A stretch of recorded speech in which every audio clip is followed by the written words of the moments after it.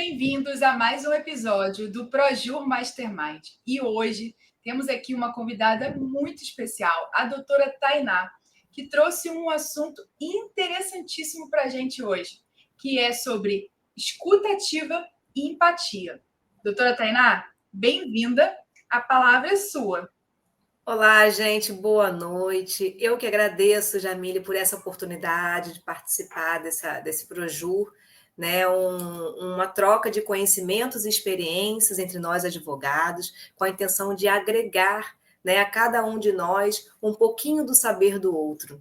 Muito obrigada pela oportunidade. E hoje, como a Jamile falou, também quero agradecer a audiência de todos, né, que agora está me assistindo, que se disponibilizou aí há um tempinho para poder me ouvir, para eu poder trazer para vocês o que eu aprendi nos cursos que eu fiz, nos livros que eu li, e poder trocar essa experiência com vocês. O meu tema de hoje, como a Jamile já mencionou, eu vou falar sobre a escuta ativa e a empatia, que são habilidades essenciais para o desenvolvimento de relações positivas.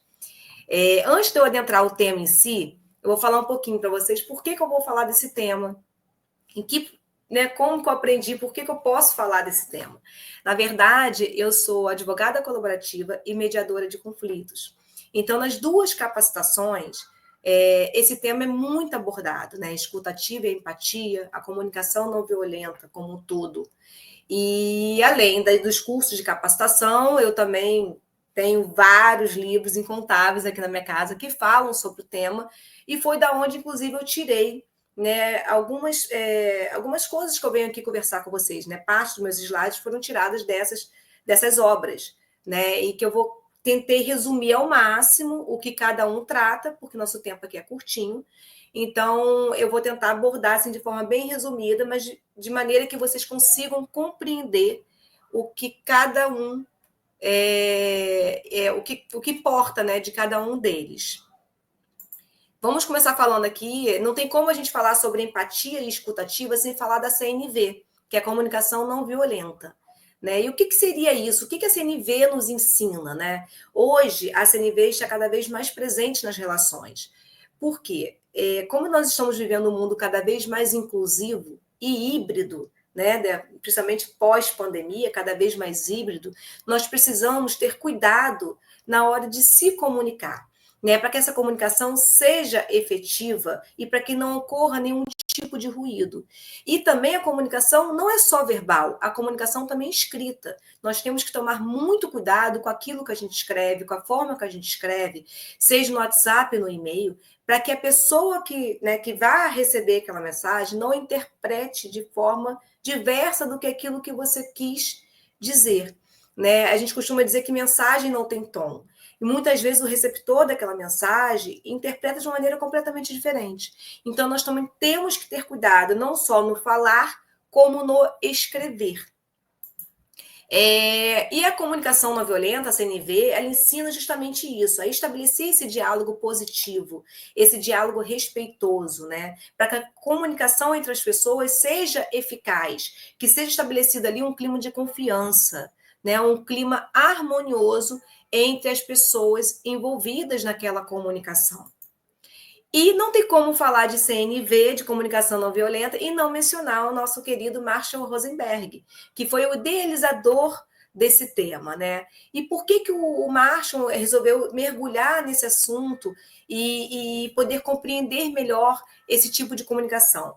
Porque ele se mostrava uma pessoa indignada com as comunicações violentas propriamente ditas. Ele não conseguia compreender por que algumas pessoas conseguiam ser tão respeitosas, amorosas, e outras tinham uma comunicação tão pesada, tão violenta. Além disso, além dessa inquietação dele com o saber de tentar entender por que as pessoas tinham esse desequilíbrio, né, nas relações, ele também viveu algumas experiências na vida dele que fez com que ele buscasse, mergulhasse cada vez mais nesse tipo de tema, né? Foram acontecimentos traumáticos que trouxeram, né, que ele vivenciou em sua vida e que acabou fazendo com que ele se aprofundasse muito nesse assunto. E aí, com eles, né, através desses estudos, desses anos de pesquisa que ele desenvolveu, ele criou o livro, né, a obra Comunicação Não Violenta, né, que na verdade vou botar aqui na telinha direitinho, a Comunicação Não Violenta. Para quem não conhece, esse livro aqui é o livro que serve de base para qualquer relação, né, principalmente para quem trabalha com mediação, com práticas colaborativas. Ele é o livro mais usado no mundo. Ele é usado em mais de 65 países, quando nós falamos de resoluções de conflitos. E, gente, a comunicação não violenta, né, a empatia, a escutativa, que são os meus temas, ela não é importante só para quem é advogado colaborativo ou quem é um mediador de conflitos. Ela é importante na nossa vida, no nosso dia a dia e na nossa vida profissional também, porque ela vai nos ensinar a como escutar os nossos clientes, vai nos ensinar a como conversar entre nós, advogados, profissionalmente, a como se comportar em determinadas situações e principalmente nas situações de conflito. Então, agora, passando um pouquinho sobre a CNV, falando sobre o Marshall, que eu acho que é muito importante que vocês saibam, né, quem foi o criador disso tudo, e é importante também esse livro que eu trouxe para vocês, é uma leitura super gostosa, voltando a falar do livro antes de entrar no tema. É uma leitura super gostosa, que ele traz experiências de vida, experiências que ele passou nas palestras, nos cursos, na vida dele, e como ele conseguiu contornar as situações, né? O que ele falou para a pessoa que precisava ouvir determinada coisa, como ele se comportou, como ele ouviu. Então, assim, é muito interessante, porque é a prática dele na CNV, é a CNV na prática, né? Praticamente. Também tem um outro livro dele, que é esse aqui, Vivendo a Comunicação Não Violenta, também é muito legal, tá? Também é do Marshall Rosenberg, para quem se interessar pelo assunto. Então, vamos lá. Vamos entrar no tema, que é o primeiro tema, que é a escutativa. A escutativa e a empatia, elas estão relacionadas, né? E todas elas são abarcadas pela comunicação não violenta. Né? O que seria essa escutativa? Alguns falam de escutativa e escuta passiva, mas, de qualquer maneira, é escuta. Né? Quando a pessoa se propõe a escutar, ela não pode apenas estar ali de corpo presente. Ela realmente tem que estar entregue àquela comunicação. A pessoa, a pessoa que, na verdade, o locutor, o emissor daquela mensagem, ele precisa perceber que o receptor está, de fato, atento a tudo aquilo que ele está falando. Né? Ele precisa se sentir acolhido, né? E precisa perceber que a pessoa está, de fato, com a atenção voltada para ela, para que esse diálogo flua de uma maneira, né, tranquila e da melhor maneira possível, vamos dizer assim, para que esse diálogo flua da melhor maneira possível. Então, não é apenas você escutar, estar ali de corpo presente, ouvindo aquela pessoa. Não, você precisa mostrar para o outro que, de fato, você está ali, ouvindo, com atenção, entregue àquela situação. E isso é um trabalho que não é fácil. Pode parecer fácil, muito bonito quando a gente fala, mas na prática não é fácil praticar esse tipo de escuta. E para alguns autores, né, de livros, existem 4 tipos de escuta. A escuta empática, né, que é aquela que você está ali apenas para compreender, para trazer um acalento à pessoa. A apreciativa, que é quando você tem, de fato, uma satisfação pessoal com aquilo que você está escutando. A compreensiva é quando você precisa compreender algo novo, que você precisa entender alguma coisa que, de fato, vai trazer alguma relevância para a sua vida. E a crítica, que é aquela que você escuta para emitir uma opinião. É muito comum, por exemplo, em debates políticos. Né? A escuta é uma escuta crítica. Você vai ouvir ali os candidatos para poder tirar uma conclusão sobre cada um deles. Né? Então, você está ali escutando justamente para poder fazer uma crítica, positiva ou negativa. Né? Então, existem esses 4 tipos de escuta. E outra coisa muito interessante que eu achei, que um dos autores falaram na minha pesquisa, para poder elaborar aqui essa aula para vocês, é que existe uma diferença entre ouvir e escutar. Eu nunca tinha parado para pensar nisso. Ouvir é um ato natural. Né? Nós já nascemos com esse dom de ouvir. Né? Nós dizem até que a gente, desde a barriga, né, a gente já consegue ouvir os sons. Então, assim, ouvir é um ato natural. A gente pratica ele o tempo inteiro, no dia a dia, constantemente. Você está na rua, você está ouvindo barulho. Está ouvindo barulho de obra, está ouvindo barulho de carro, está ouvindo barulho das pessoas falando, das pessoas conversando. Você está em casa, está ouvindo barulho da televisão, está ouvindo barulho na cozinha, está ouvindo barulho das crianças. mas você está ouvindo, você não está prestando atenção. Escutar é diferente. Quando você predispõe a escutar, significa que você está prestando atenção naquele som. Então é diferente de ouvir. Né? Ouvir, gente, natural. Agora, o escutar, não. Então eu achei isso muito interessante. E por isso que é escuta ativa e escuta passiva. Aí existe uma diferença também que não está aqui nesse slide, mas eu vou falar para vocês. Voltando à escuta ativa, né? A escuta ativa, a escuta passiva é aquela que você só escuta, dando aquela atenção, né? Ouvindo, né? Entregue ali aquela comunicação, mas você não vai emitir nenhum tipo de opinião. A escuta ativa te permite fazer essa troca, né, com o locutor.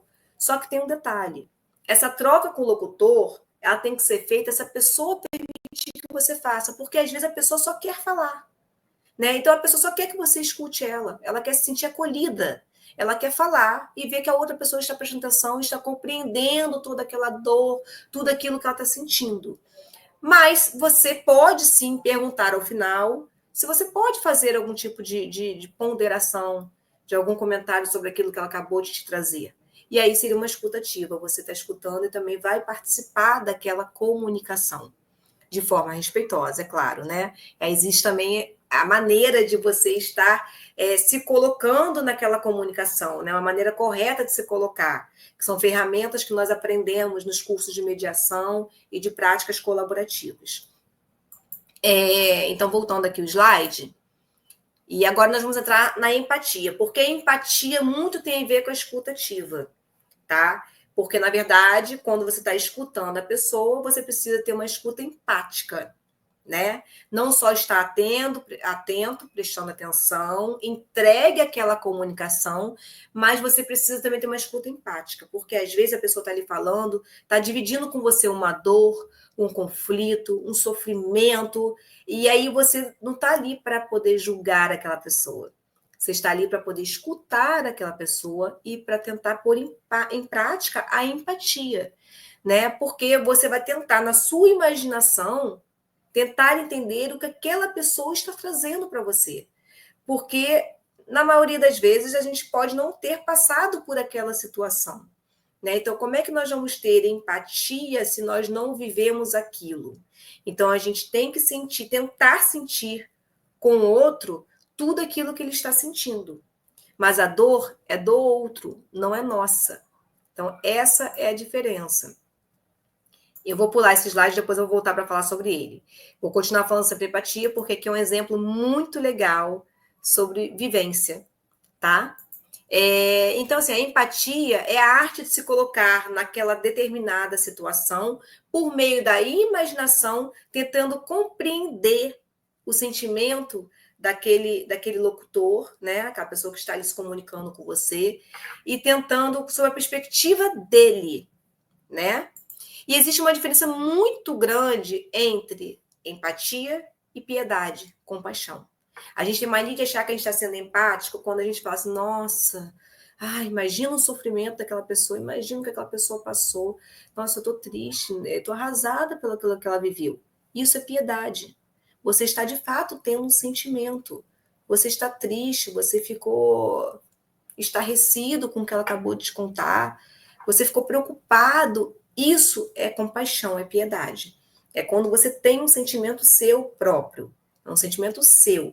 Na empatia, o sentimento não é seu, o sentimento é do outro. Então, você vai sentir com ele aquilo que ele está sentindo, mas se você se afastar daquela situação por um minuto sequer, você vai voltar a sentir os seus sentimentos e não daquela pessoa. Então, por isso que eles falam que é no mundo da imaginação. Você se coloca ali com aquela pessoa, você tenta se ver naquela situação através da sua imaginação para tentar chegar ao máximo àquela dor que aquela pessoa está sentindo. E por que a empatia é tão difícil?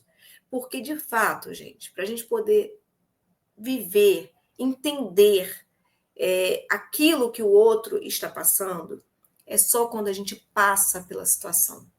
né? Então, assim, é muito difícil praticar a empatia, é muito delicado. Então, você precisa, de fato, estar imerso, se entregar àquele acontecimento, àquela comunicação, para que você tente se aproximar daquele problema, daquela dor, daquele fato, para você poder, de fato, ter uma escuta cada vez melhor e ter uma troca, se a pessoa lhe permitir, né, mais benéfica, mais positiva possível.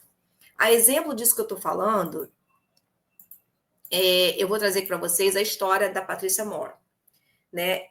A Patrícia, ela é pioneira para os ativistas empáticos de hoje. Né? Por que ela é pioneira? A Patrícia, lá em 79, quando ela tinha apenas 20 anos de idade, ela trabalhava numa empresa, né, de design, ela trabalhava como designer numa grande empresa em Nova York. E durante uma reunião, ela quis propor um design novo para uma geladeira. Um design de uma geladeira para pessoas com artrite. E aí um dos colegas reagiu mal a essa colocação que ela fez e desdenhou, né, da sugestão dela. E falando que não, aquela empresa ali não era empresa que projetava produtos daquele tipo. E aí ela ficou muito furiosa com tudo aquilo e decidiu fazer um experimento, né, um dos considerados mais radicais experimentos do século XX, visitando mais de 100 países pela América do Norte, durante 3 anos, né, entre 1979 a 1982. Gente, vejam, ela tinha apenas 20 anos de idade. Tá? Essa aqui, no caso, é ela nos dias atuais. E aí, nessa imagem aqui, vocês podem ver, quando ela tinha 20 anos de idade, ela se transformou numa idosa de 85 anos de idade. Só que para ela poder entender as dificuldades de pessoas com deficiência idosa, ela de fato mergulhou nesse personagem. Ela não só se vestiu como uma pessoa idosa, né? Teve toda a maquiagem que ela usou aqui no rosto, teve a caracterização, né, de fato, que você vê aparentemente, mas ela na verdade, ela colocou dificuldades no corpo dela, né, que ela, no caso, que ela tampou os ouvidos para que ela não conseguisse escutar muito bem. Ela usou bandagens em volta do torso para poder ficar encurvada. Nos braços e nas pernas, ela usou talas que a impediam de flexionar os seus membros. E ela usou sapatos desiguais para poder ter dificuldade no caminhar e precisar do uso de uma bengala. E com essa caracterização, durante 3 anos, ela visitou 100 países. Só que ela viveu a vida cotidiana das pessoas. Ela pegou trem, ela pegou ônibus lotado, ela andou em calçadas irregulares, ela frequentou diversos lugares para poder entender as dificuldades dessas pessoas. Das pessoas com uma certa deficiência ou das pessoas idosas, né, de todos os tipos, na verdade. E com isso, ela inovou.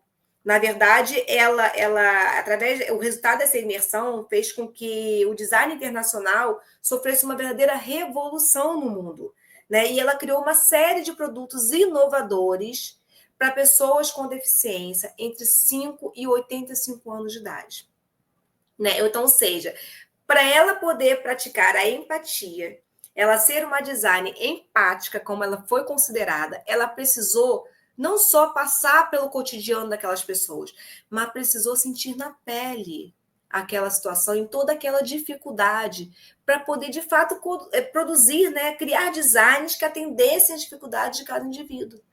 Então, você vê isso lá em 79, quando pouco se falava em empatia. Né? E ela já foi ela foi inovadora no assunto, por isso que ela foi uma pioneira no assunto, né? Como muitos dizem. E isso é interessante, eu vou trazer agora um exemplo um exemplo pessoal meu. Eu gosto muito de trazer exemplos pessoais, porque aí a gente vai tentando fazer abordagem. Gente, mas será como é que a gente pode vivenciar isso? Como é que é para poder... se em algum momento da minha vida eu já vivenciei algum tipo de dificuldade para poder ser tão empática com a pessoa. O meu pai, para quem não sabe, ele sofreu um AVC quando ele tinha 59 anos de idade, um AVC hemorrágico. Ele ficou numa cadeira de rodas, ou seja, durante o resto da vida dele, por 15 anos. E eu confesso a vocês que antes de eu conduzir, né, eu dirigir uma cadeira de rodas, eu não tinha noção da tamanha dificuldade que os cadeirantes passam pelas cidades. Né? Foi só quando meu pai ficou numa cadeira de rodas, não foi pouco tempo, foi por 15 anos, que eu percebi a dificuldade de carregar uma cadeira de roda no carro, que eu percebi a dificuldade de dirigir uma cadeira de roda pelas calçadas irregulares que nós temos, que eu percebi a dificuldade da acessibilidade, que eu percebi a dificuldade dos portais das portas que não passam uma cadeira de roda, dos apartamentos antigos que antigamente não tinham essa regra, não tinham essa lei, e os portais eram super justos, né? Hoje os novos já precisam seguir uma padronização. Então, assim, hoje eu sou empática com todo e qualquer cadeirante. Hoje, todo quanto é lugar que eu entro, mesmo meu pai não fazendo mais parte da minha vida, né, que ele veio a falecer em 2020, mas hoje, qualquer lugar que eu vá, eu logo procuro. É automático, eu procuro ver se tem uma rampa, se é acessível para cadeirante. Nossa, nesse ambiente só tem escada e um cadeirante, como é que sobe aqui? Uma pessoa idosa, como é que chega até aqui? Na calçada, quando os carros param, às vezes o carro não tem onde desembarcar, e ele precisa estacionar um pouco em cima da calçada, é errado, mas pela necessidade as pessoas acabam fazendo. Só que eu sempre preocupada, gente, a pessoa parou o carro de modo que não passa uma cadeira de rodas. E eu fico logo preocupado com a cadeira de rodas. E aí, ou então, quando eu vejo um carro estacionado em cima da rampa de cadeirantes, eu acho isso um absurdo, sabe? Eu fico consternada com tudo isso, porque eu lembro de tudo que eu vivi com meu pai. Então, o que acontece? Assim como a Patrícia, eu mergulhei no mundo dos cadeirantes por 15 anos. Então, hoje, eu sou empática com todos eles, porque, na verdade, eu senti na pele tudo aquilo que eles viveram. Né? Então, assim, isso que ela fez foi realmente muito assertivo, porque ela conseguiu produzir, né, criar design de produtos para esse tipo de pessoa, porque, no fato, ela sentiu na pele. Então, praticar a empatia não é fácil, né? Só vivenciando aquilo tudo para você poder entender, de fato, compreender e poder sentir um pouquinho junto com o outro aquela dor. Estou vendo que eu estou extrapolando o meu tempo, deixa eu passar aqui. Então, passando isso, eu vou para o finalzinho da minha palestra, né? E vou só para poder fechar com vocês, eu vou trazer aqui para vocês, diante de tudo isso que eu falei, espero ter contribuído com alguma coisa, por que a escuta e a empatia são tão importantes, né? Então, como a gente mesmo disse, ela fortalece os laços, a confiança, o respeito, né? Ela cria um ambiente profissional colaborativo, onde vocês terão uma comunicação mais eficaz, ela ajuda na resolução de conflitos e promove aquele ambiente mais harmonioso. Então, se vocês tentarem praticar a escuta ativa e a empatia, ainda que seja difícil, vocês com certeza já irão melhorar e muito a comunicação de vocês. E vocês precisam também mergulhar um pouquinho mais nesse assunto, né? Ler livros sobre esse assunto, que eu acho que isso também vai ser muito esclarecedor para vocês. E os benefícios da empatia e da escuta ativa é justamente aquilo que a gente já conversou, né? É um ambiente acolhedor, onde as pessoas se sentem respeitadas e acolhidas, né? Isso melhora as conversas, os mal-entendidos e contribui, de fato, para uma comunicação mais saudável e construtiva. Bom, e para refletir, vou passar um exercício para vocês poderem fazer no dia a dia de vocês. Vocês podem fazer a seguinte pergunta: como eu posso aplicar empatia no meu dia a dia? Né? Quanto tempo você se dedica para poder ouvir os outros? Então, desafie-se a praticar a empatia e escuta ativa em todas as conversas. Tenta colocar isso em prática, por mais difícil que possa parecer. Eu, apesar de ter feito cursos que falam sobre isso, apesar de ter já lido vários livros que falam sobre isso, todo momento eu preciso reciclar, eu preciso aprender cada vez mais, porque de fato é um trabalho de construção. Né? Nós precisamos trabalhar isso dentro de nós para poder conseguir passar isso para o mundo, né? A mudança tem que começar por nós. Então, nós precisamos praticar, né, diariamente, ler sobre o assunto, colocar em prática, ouvir as pessoas, né, com essa escuta tão acolhedora e tão atenciosa, e tentar, se possível, praticar a empatia. Muito obrigada a todos que se dispuseram a me ouvir um pouquinho, a trocar comigo essa pouca experiência que eu tenho, né? Espero que eu tenha contribuído para o saber de vocês. Eu acho que todo dia, né, em qualquer lugar que a gente vá, em qualquer conversa que a gente tenha, a gente sempre aprende um pouquinho, né? 10% que seja. Muito obrigada, Jamile, por essa oportunidade, por esse espaço.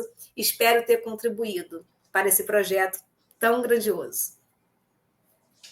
Tainá, muito obrigada. Sua palestra foi incrível.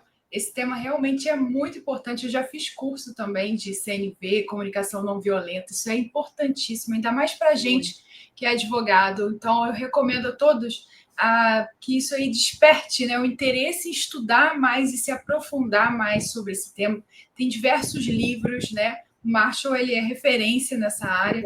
Então, isso aí é um convite, fica aí um convite para deixar esse gostinho de quero mais, né? Para a gente continuar estudando esse tema. Então, muito obrigada, Tainá, por ter trazido esse tema tão importante. E já estou ansiosa aí para o próximo episódio, que será semana que vem. Então, muito obrigada pela presença de todos, pelos comentários e até quinta que vem. Tchau! Eu que agradeço, Jamile. Tchau, tchau.